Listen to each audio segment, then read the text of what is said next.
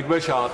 Thank you very much, Mr Deputy Speaker, and it is a real pleasure to see you back where you belong, in that chair, and can congratulate you on your stunning success in securing that. I think we've got a fantastic team of Deputy Speakers, and I look forward to serving under you for years to come.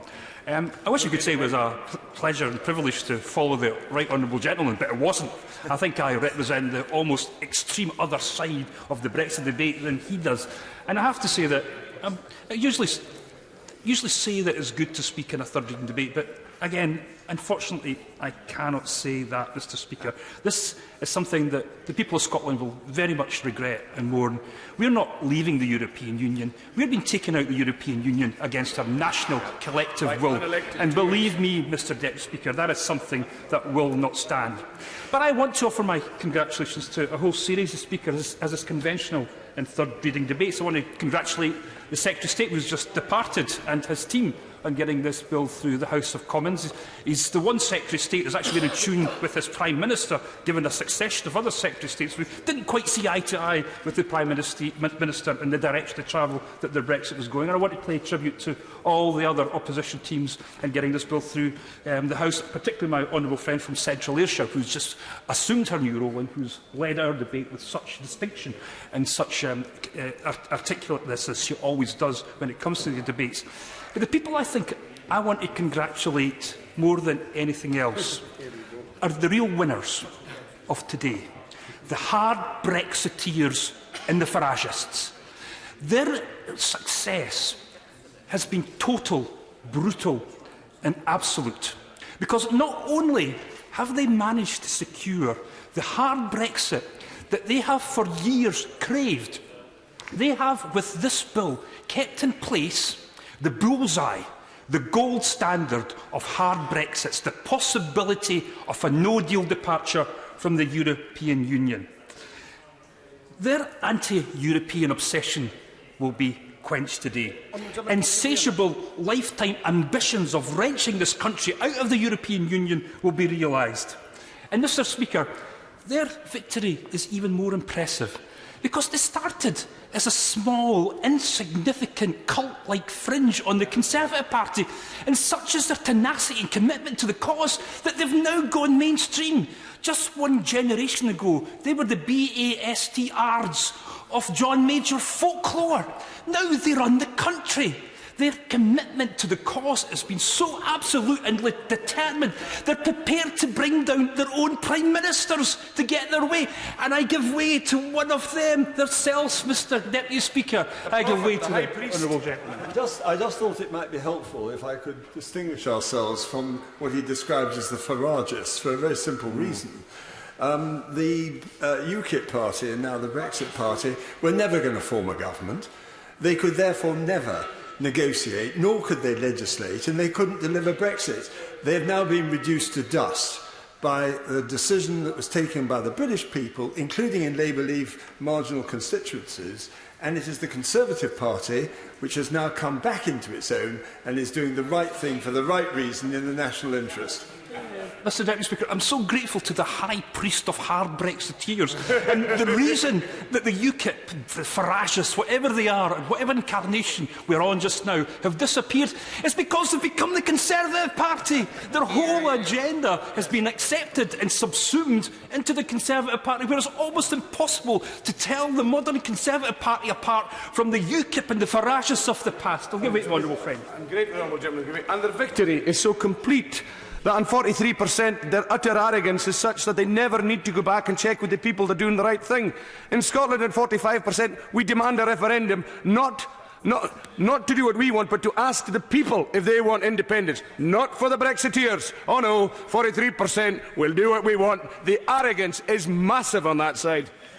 I'm grateful to honourable friend because he makes such a good and concise point, and I want to return to some of these issues, and I hope that he may come back in, because I think this is worth being aired and worth being discussed and debated in this House, because it is an important key issue. I could tell the High Priest wants to come back in again, and I'll obviously indulge him. That the Maastricht Rebellion took place in 1992-93, long before either the UKIP or the Brexit Party was even really thought of.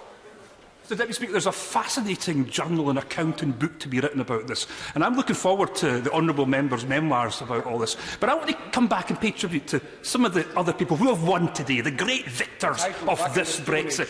And I know they won't do this. Uncharitably, they won't do this. But somebody who has to be congratulated today is Nigel Farage.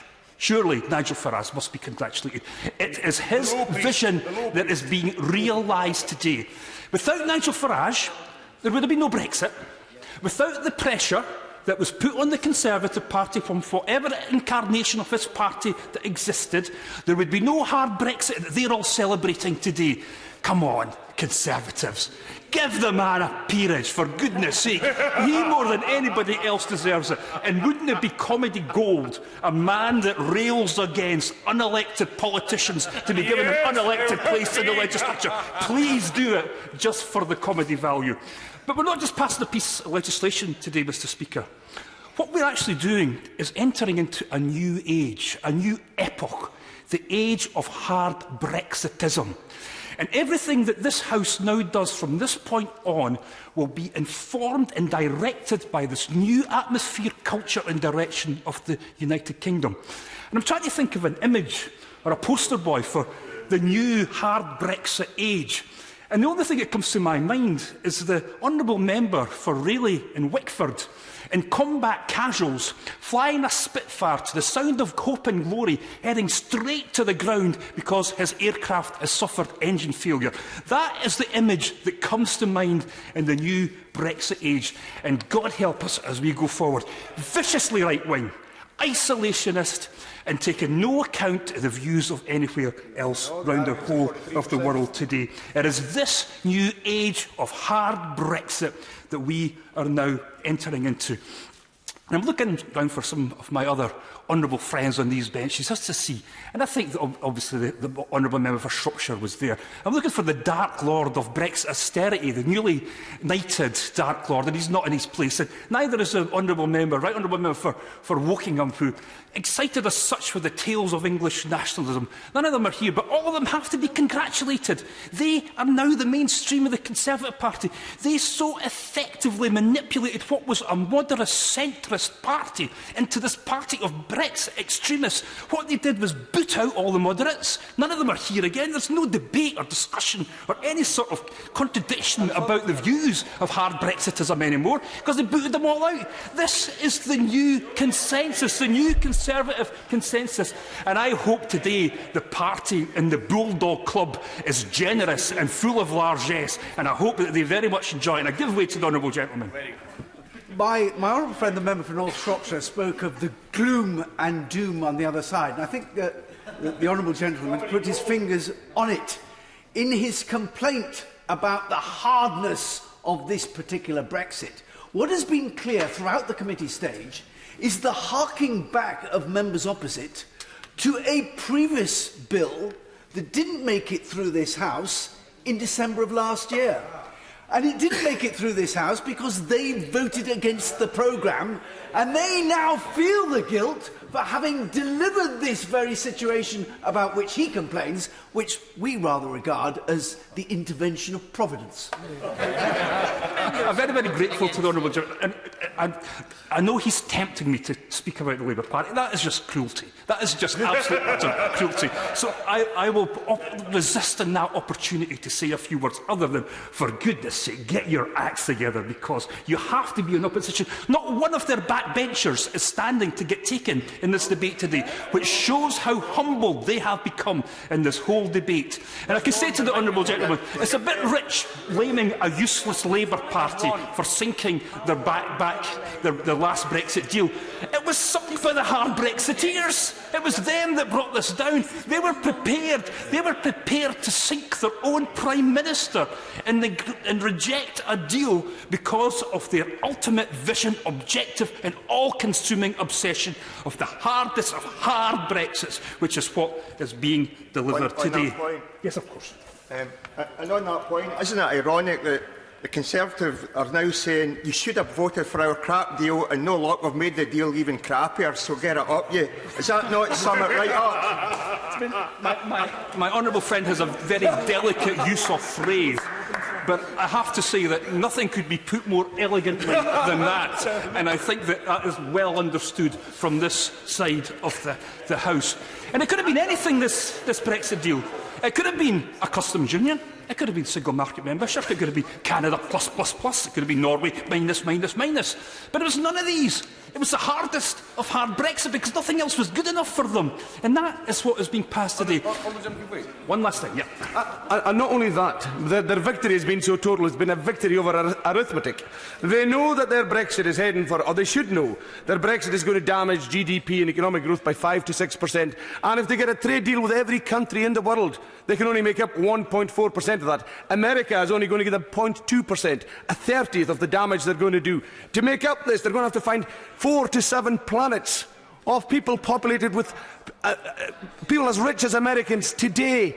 That is the level of damage or arithmetical oversight that the hard Brexiteers have achieved in their victory. Numbers don't matter to a Tory party who was once obsessed with numbers. It is just the sweep of Brexit, harking back to the 19th century and probably opium wars and gunboat diplomacy. That is where their minds are stuck, sadly. But the unfortunate thing is, the rest of us, all across England, Scotland, Wales and all that, are going to pay a very, very heavy price for their lunacy. I'm grateful to my honourable friend for his very brief intervention. And all I could say to him, they couldn't care less about the economy, they couldn't care less about the damage to the UK, they couldn't care less about our relationship, about isolationism and all the other things that this Brexit does. The only thing they care about is their hard Brexit. It was the only thing that's underpinned their whole approach in the course of the past few years. That was the only thing that they wanted. Nothing else mattered other than securing their hard Brexit.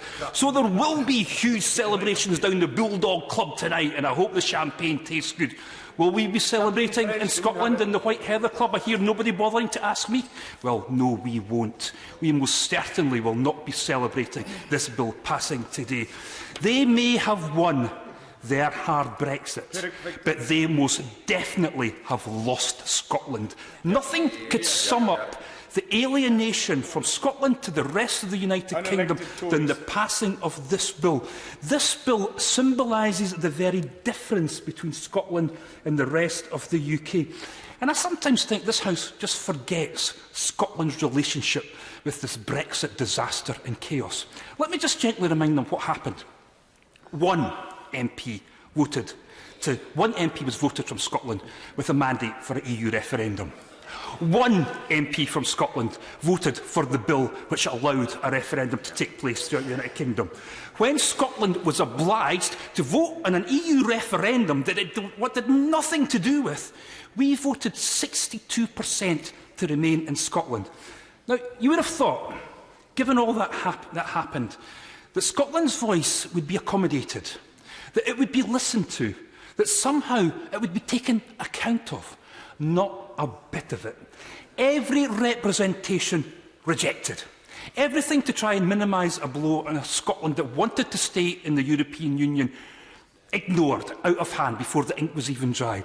Every piece of thing that we brought forward to try and say, listen, maybe we've got a different view about Brexit than the rest of you down here, totally and utterly ignored and disrespected.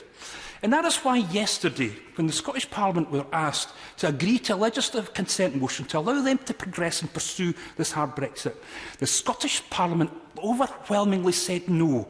Only the rump of Scottish Conservatives in that Parliament objected to that legislative consent motion to be held. Will that matter to them? What do you think? Will that be listened to? Absolutely not. It will be rejected, ignored and disrespected. And I'll say this to honourable members opposite. It is that is driving the new demand for Scottish independence. We will no longer be ignored, disrespected, rejected out of hand. That is why we're back here with 48 members. That is why we've got 80% of the vote. That is what the people of Scotland voted for. Please. I mean, Mr. Deputy Speaker, please. I'm going to enjoy this one. This is a representative of the Scottish Conservatives that lost half his seats. Why did that happen? I was just going to gently correct the honourable gentleman. I do enjoy hearing him speak. We've been known to share a stage together, in fact, where I enjoy his entertainment that much. I just wanted to gently correct what he may have inadvertently mentioned. He said 80% of the vote in Scotland. Rather, 80% of the seats. You increased... Hey, listen, I have absolutely no compunction with accepting that the SNP gained seats in Scotland during the UK general election, which was held last month. We lost some seats, but it was a general election for, ultimately, a government to be formed in this place. Not a general election in Scotland. Nicola Sturgeon's not the Prime Minister. But on the percentage of the vote, can I just again, gently point out that had... In fact, I'm not going to do the 70% one. Just gently, 55% of voters, people who voted in Scotland, voted for unionist parties, not for the SNP. I've made my point. Grateful to the Honourable. And he is, of course, right. We only won 80% of the seats, and I'm glad that's on the record. But can I say ever so gently to the Honourable gentleman, it's all very well him coming up and telling me to correct all this. He was in a party in Scotland that had one message, and he'll know this, and I don't expect him to dispute this, because it was one message in all the fields in Perthshire, all the fields in Banff-and-Buchan, all the leaflets that went through every door. Vote Scottish Conservative to stop Indy Ref2. Now, all he needs to do is shake his head. That was the main message. He's not going to. No, just let me finish then. I'll let him come back. That was the main message that was put out by the Scottish Conservatives in the last general election. The result was, Mr Deputy Speaker, they lost more than half of their members of Parliament. They said, send Nicola Sturgeon a message. The Scottish people did. We want to decide our own future, was the message that they sent. So that is what happened in Scotland. And the Honourable Gentleman just has to be a little bit more humble about what happened, accept his defeat, understand the reason behind it, and maybe even not in today, not next week, the next month, but at some point, he is really going to have to respect Scottish democracy. He's going to have to say it's up to the Scottish people to determine their own future. And that point is going to come. I'll let him come in again, because I made a... Of democracy.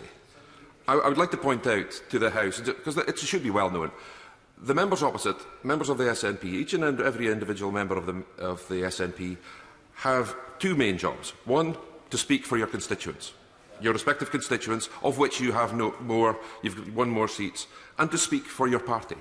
It is not necessarily your job solely to speak for Scotland. The SNP do not represent Scotland. I'm just as much a Scottish MP. You asked me to accept defeat. I won my seat. I'm here with an increased majority. Thank you very much. And I congratulate the Honourable Member for doing it, but he really has to accept what's happening in Scotland. Something dramatic is going on. I think all of us agree at some point there will be another referendum, because things are totally and utterly... Now, they're saying no. They're saying no. You heard them. We heard them say no. You heard them say no. Do you know what that? Do you know what that does? Do you know what that does? All the time they say no to Scotland, that they say they will deny Scottish democracy.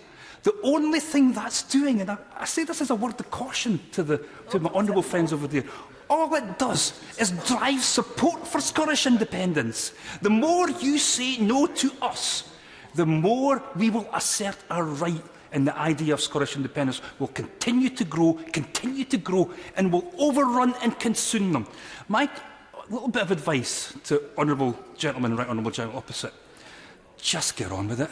Just give that independence referendum and acknowledge that we are on a different trajectory to the hard Brexit UK that you want. Now, you can have your hard Brexit. Please have it. If that's what you want to do, if you want to be the isolationist United Kingdom, that is your choice and your democratic right. Nobody's stopping you do that. I would be the first person to say, good luck, and let's hope you get on and make a success of it.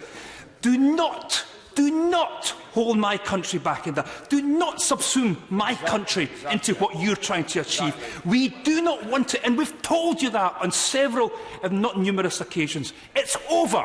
It is over. Scotland will be an independent country. The sooner this House recognises it, the better. Mr Deputy Speaker, I'll finish, because I know that I've kept this House attention for long enough. The battle for their hard Brexit is over. They've won. The battle for Scottish independence has just begun.